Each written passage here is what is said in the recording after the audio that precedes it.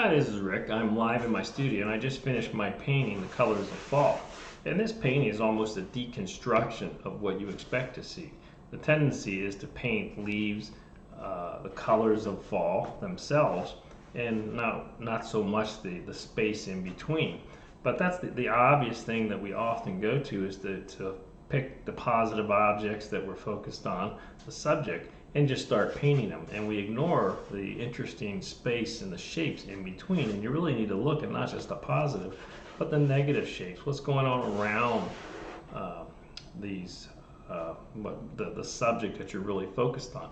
And if you look at the reference photo, there's nothing really like the reference photo other than I just took some of the shapes from that reference photo and then started to create, especially working with negative space, creating edges and creating gradation of color and value, and then coming in with a lot of shape making to help bring these leaves forward and push other areas back. But there's quite a variety of color. So my tip is don't always look for the obvious. Sometimes there's more interest in what you don't say.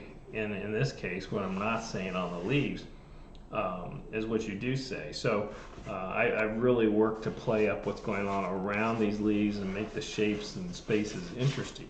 So don't just look for the obvious when you paint.